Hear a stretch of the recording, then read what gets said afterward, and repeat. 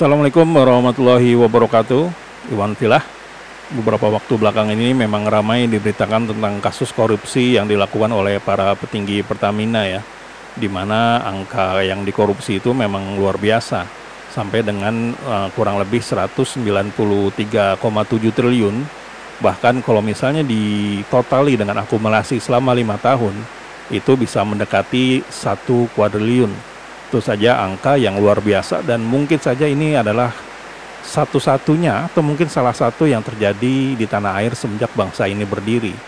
Nah, yang makin mirisnya adalah di sini dilakukan oleh mereka para pejabat yang bukan bergaji recehan ya, bukan bergaji hanya jutaan apalagi puluhan juta, tapi bisa dikatakan dilakukan oleh mereka para pejabat, direktur utama dari PT Pertamina Patraniaga, yaitu Rifa Siahaan, yang konon gajinya itu kurang lebih 500 juta. Tentu saja dari gajinya ini memang ya bukan main-main gitu loh. Tapi kok masih korupsi juga? Tentu saja ini adalah ketamakan yang memang yang sayangnya posisi tersebut diisi oleh orang-orang yang tamak. Mungkin dia berkompeten dalam hal itu, tapi tamaknya ini yang tidak bisa kita hilangkan. Nah, ternyata hal ini bisa dikatakan terjadi karena memang hukuman untuk para koruptor ini masih belum maksimal.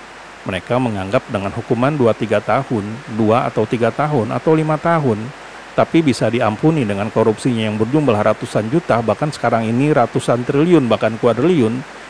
Apalah arti kita di penjara 10 tahun?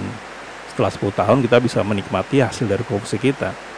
Hal inilah yang membuat para pejabat-pejabat itu tidak khawatir atau tidak takut untuk korupsi, tidak peduli dengan yang namanya dosa, tidak peduli yang namanya hukuman sosial dari masyarakat.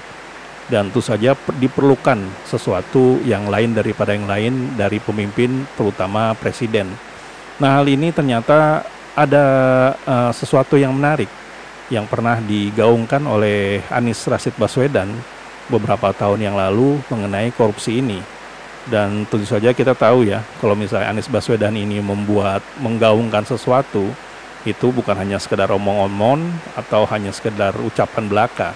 Seperti kita tahu, pada saat dia menjadi cagup DKI Jakarta pada tahun 2017 yang lalu, bisa dikatakan hampir semuanya atau bahkan semuanya janji-janji yang pernah dia ucapkan itu terrealisasikan. Nah, khusus kali ini di video ini kita akan mendengarkan kembali bagaimana Anies menggaungkan atau menghukum para koruptor. Dijamin koruptor itu tidak akan melakukan perbuatan itu lagi, apalagi meniatkan. Meniatkan saja sudah ngeri, apalagi melakukan. Nah, bagaimana videonya dan apa yang digaungkan tersebut? Mari kita simak berikut ini. Hari ini orang korup rasional. Coba bayangkan, korupsi misalnya 20 miliar, terus dihukum 3 tahun, 4 tahun. Pekerjaan apa yang bisa memberikan penghasilan 20 miliar dalam waktu 3 tahun? Nggak ada. Karena itu korup nggak apa-apa. Menurut saya buat itu menjadi berubah, irasional. Kalau di Cina dengan cara dipotong lehernya, dicabut nyawanya. Di undang-undang kita tidak memungkinkan itu. Tapi kita sangat mungkin miskinkan koruptor, itu sangat mungkin. Dan menurut saya harus ada keberanian. Jadi kalau belum ada undang-undangnya, siapkan perpunya. Karena republik ini sudah dalam posisi amat genting menghadapi koruptor.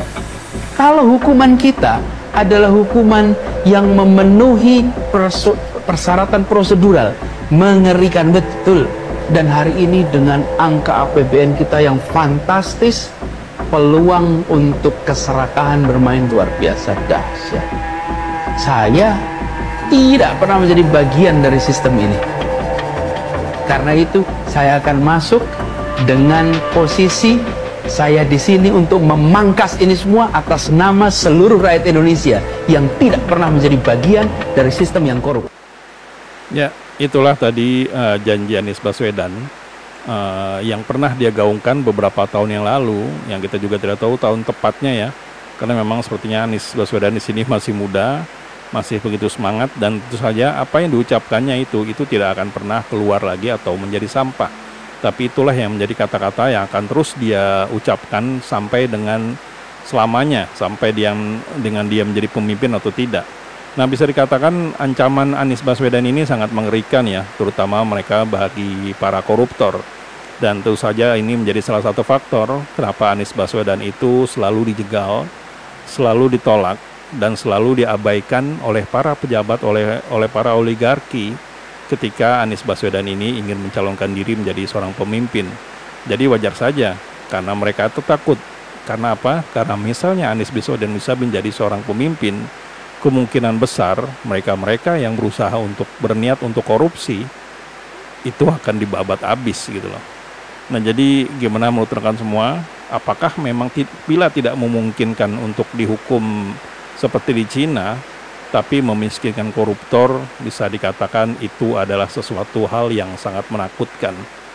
Ya, kita lihat saja dari Dirut Pertamina tadi, Rifa Siahaan, dengan gaji 500 juta itu masih kurang. Bagaimana bila dia hanya punya uang yang hanya cukup untuk makan besok gitu loh. Ya, saya pikir sih kalau udah kayak gitu ya insya Allah tidak bakal ada lagi korupsi. Tapi apakah mungkin orang-orang seperti Anies Baswedan ini bisa menjadi seorang pemimpin? Ya tergantung dari kita semua masyarakat. Nah, jadi sampai di sini dulu IDN Project. Bila memang kita ada salah kata atau salah data, kami mohon maaf. Wabillahi taufiq wa hidayah. Wassalamualaikum warahmatullahi wabarakatuh.